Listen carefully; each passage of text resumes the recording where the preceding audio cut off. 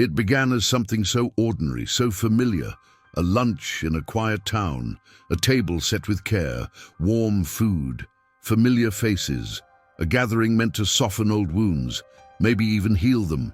But by the end of that week, 3 people would be dead, one clinging to life, and the woman who hosted it all would be at the center of a murder investigation that would grip the nation. Erin Patterson didn't walk into that lunch with a weapon.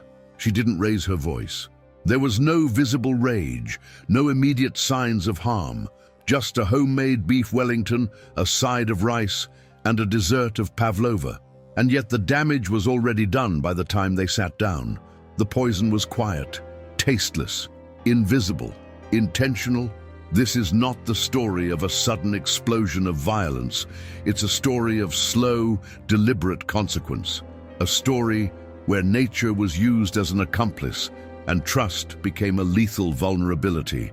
What kind of mind selects a method so silent, so intimate, so impossible to trace, at least at first?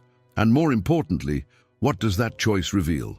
If you value deep psychological exploration over easy answers, a like will help us continue unveiling the unseen layers of the human mind. And if you're drawn to real psychological inquiry, not sensationalism or simplification, this space was made for you. Check if you're already subscribed to Criminal Psychology Unmasked. If not, consider joining us. Here we explore, not excuse, because sometimes the deepest questions aren't about what happened, but why someone chose that path at all. Let's begin with the facts, because in cases like this, the timeline doesn't just tell us what occurred, it reveals how something so carefully planned can unfold in plain sight, disguised as ordinary life.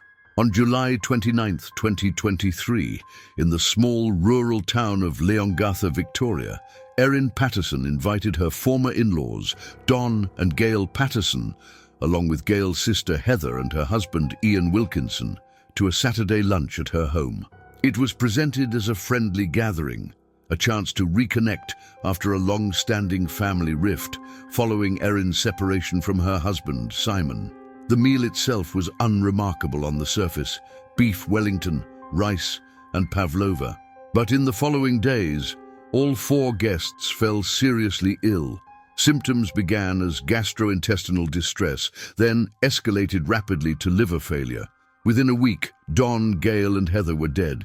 Ian, the pastor, survived after a liver transplant. Barely. Initially, the connection to food was not obvious. But as toxicology reports came in, the story shifted dramatically. All 4 victims had consumed one thing in common: the beef Wellington, which, it turned out, contained Amanita phalloides, the so-called death cap mushroom, one of the deadliest fungi in existence. The investigation quickly focused on Erin. She claimed she had bought a mix of mushrooms from an Asian grocery store and added some dried mushrooms she had at home. She said she had eaten the meal herself and felt ill as well, though her symptoms were mild. She also claimed that the dish was meant to impress her guests and help rebuild relationships, but inconsistencies began to surface. CCTV footage from a local market didn't support her claim about where she bought the mushrooms. She also initially refused to say what happened to the food scraps, only later admitting they had been thrown out. Most suspicious of all, her own children were reportedly served a separate meal that day. None of them got sick. The media began circling. The public grew obsessed. Was this a tragic mistake or something far more deliberate? By the end of 2023, Erin Patterson had become a household name across Australia, and in July 2025, after a nearly 2-year investigation, she was formally convicted of 3 counts of murder and 1 of attempted murder. But legal conviction is one thing, psychological understanding is another. There are many ways to kill, but poison, especially a slow-acting, naturally occurring one, is different. It requires planning, foresight, and a disturbing sense of distance. It allows the perpetrator to stay close, even nurturing, while the victim deteriorates. It's not the weapon of rage, it's the weapon of calculation. Amanita phalloides, the so-called death cap mushroom, is as lethal as it is deceptive. It looks like any other edible mushroom. It has no taste that warns the body, and its toxins work slowly, attacking the liver over hours or even days. Often by the time symptoms appear, it's already too late. So why choose this? Why not something faster, more certain? Because this method tells us something about intent, about the desire not just to eliminate, but to do so invisibly, quietly, in a way that mimics nature itself. The act becomes untraceable unless someone knows exactly what to look for. And Erin Patterson, whether guilty by plan or negligence, chose a method that only someone with specific knowledge would even consider. In the courtroom, she claimed she had no idea the mushrooms were deadly. But is that plausible? Death cap mushrooms aren't just rare, they are notoriously toxic. Their reputation precedes them, especially in regions like Victoria, where mushroom foraging is discouraged for exactly this reason. Psychologically, the use of poison, especially in a domestic context, has long been associated with personality types that seek control through subtlety. It's a method that doesn't confront, it manipulates. It hides behind routine, and that makes it far more insidious. What kind of inner logic leads someone to turn something as mundane as a meal into a method of erasure? It's here that the analysis begins to shift from legal fact to mental framework. Because the choice of weapon is never just a technical detail, it is often the most revealing decision of all. By the time Erin Patterson was formally charged, the media had already painted her in polarizing colors, either a grieving woman wrongly accused or a calculating killer hiding behind domestic normalcy. But psychology rarely fits neatly into these extremes. What matters isn't just what someone says, but how they behave when no one is supposed to be watching. In the weeks following the deaths, Erin's public demeanor seemed almost rehearsed. Her statements alternated between defensiveness and vague sorrow. She gave television interviews, sometimes crying, sometimes redirecting blame to external factors. She expressed regret, but often couched it in distancing language. "I didn't mean for them to die. It was supposed to be a nice lunch. I made the same meal for my family." There's a psychological phenomenon known as narrative control, the instinct to reshape facts into a version of reality that feels survivable. It's not always a sign of guilt, but when the narrative begins to contradict itself, it raises questions about whether we're watching grief or performance. Her behavior after the meal also draws scrutiny. She reportedly refused to provide details to police early in the investigation, only later changing her story. Her children, notably, were not served the same meal. Was this foresight or coincidence? Then there's the deeper question. Was this a single act of misguided judgment or the expression of a long-suppressed psychological pattern? Erin's background, though not deeply public, reveals a history of interpersonal conflicts, especially with her former in-laws. The separation from her husband had created deep rifts. Could resentment have metastasized into something darker, or was this the mind of someone unable to process rejection without control? We don't know whether Erin is a psychopath, a narcissist, or simply someone overwhelmed by personal collapse, but her case invites us to ask, how far can internal tension stretch before it becomes external destruction? In psychological terms, it's not always about the diagnosis. Sometimes it's about the rupture between self-image and reality, between who we think we are and what we're actually capable of. We often think of danger as something external, something that approaches from outside our circle of trust. But the deepest emotional wounds are rarely inflicted by strangers. They come from those who were once allowed close, those who were believed to be safe. That's what makes this case so haunting. Don and Gail Patterson were not enemies, they were family. Heather Wilkinson, Gail's sister, had no reason to fear the invitation. Ian, a pastor, a man of faith, likely saw the lunch as a chance for reconnection, not risk. And yet it was around that table that their lives unraveled. Psychologically, betrayal in close relationships leaves a wound that logic cannot treat. It violates something foundational, the assumption that those who share our homes, our meals, our memories, do not mean us harm. In toxic dynamics, that assumption becomes a tool. When someone weaponizes trust, they don't just hurt, they destabilize the very framework of emotional safety. That's what makes poison so symbolically powerful. It hides inside care. It passes as nourishment. It is served in warmth, but delivers cold intent.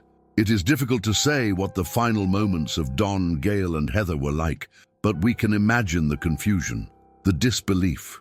The physical pain was likely immense, but the emotional rupture, the slow realization that something was deeply wrong, that someone they loved might have played a role, that is a form of suffering beyond medical measure. Ian Wilkinson survived, but survival in these cases is never full. He lost his wife, his friends, his trust in normalcy. For him, the trauma lives on, not just in memory, but in body and spirit. This is the part of true crime often overlooked. Not the death, but the erosion of meaning for those left behind. And when the hand that caused it was once familiar, the psychological recovery becomes infinitely more complex. Even after a conviction, some crimes refuse to settle. They remain suspended, not in the court system, but in the minds of those who observe them. This is one of those cases. Erin Patterson was found guilty of 3 murders and 1 attempted murder. The legal system delivered its verdict, but the human psyche searches for something deeper than verdicts. It searches for coherence, a motive that makes sense, a story that explains not just what happened, but why it happened. And that's what remains elusive. Why would a woman with no documented history of violence choose such a method? Why now, after years of estrangement?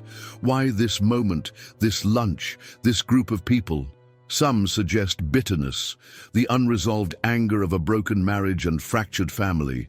Others point to a desire for control, or even the cold rationality of removing perceived obstacles. But none of these theories quite align with the image she projected. And perhaps that's the point. What if the dissonance is the pattern? There's something uniquely unsettling about a person who can operate in 2 realities at once, to appear warm, hurt, even remorseful, while simultaneously orchestrating harm. That duality is where psychology trembles. It's not madness in the classic sense. It's calculation hidden behind the mask of empathy, and yet Erin never fully admitted guilt. Her denials were partial, hedged, filled with caveats. I didn't mean to hurt them. I didn't know the mushrooms were toxic. It was an accident. This kind of language blurs the line between denial and deflection. It keeps the public, and perhaps even herself, from confronting the full weight of intention. But here lies the most disturbing possibility. What if she believes her own version? In psychology, we know that memory is malleable. Motive can be reframed. People can reshape their inner narratives to survive what they've done. It's not always lying. Sometimes it's a coping mechanism taken to the extreme. This is where justice ends and psychology begins. And that frontier is where understanding becomes uncomfortable, but necessary. What do we truly see when we look at Erin Patterson? A woman caught in a whirlwind of grief and suspicion, a manipulator orchestrating tragedy with deliberate calculation, a lost figure trapped in her own narrative, or something even more uncomfortable, a person whose identity fractures depending on who's watching. Some cases haunt us not because of how horrific they are, but because of how ordinary they seem. There is no dark alley, no blood-stained scene, no screams in the night. Just a family lunch, homemade food, familiar faces, and yet, beneath that surface, something chilling, a plan, a collapse, a calculated erasure of lives disguised as reconciliation. The psychology of this case doesn't scream, it whispers. It hides in pauses, in contradictions, in the careful wording of a woman who says she's sorry, but never quite says why, who admits to serving the meal, but not to knowing what it contained, who expresses remorse but redirects blame. This dissonance is not just a behavioral quirk. It's a pattern we've seen before, in personalities that can't tolerate blame, that rewrite reality to remain intact. In criminal psychology, we pay attention to those gaps, not to demonize, but to understand how dangerous self-preservation can become when it collides with fractured identity. Erin's case forces us to ask, can someone commit harm without fully believing they intended to? Can denial become so complete, so emotionally essential, that it overwrites accountability? But even beyond her, this story lingers because it hits close to a universal vulnerability. We trust the people we break bread with. We welcome them into our homes. We share silence, stories, glances. We assume that presence means safety. And when that assumption is violated, not by a stranger but by someone familiar, the damage extends beyond the physical. It cuts into the fabric of how we understand connection itself. Erin Patterson was convicted. That part is over. But what drove her? Was it emotional displacement? Was it resentment rotting slowly beneath years of silence? Was it psychological dissociation from her own agency? Or was it something more terrifying, something not easily categorized or explained?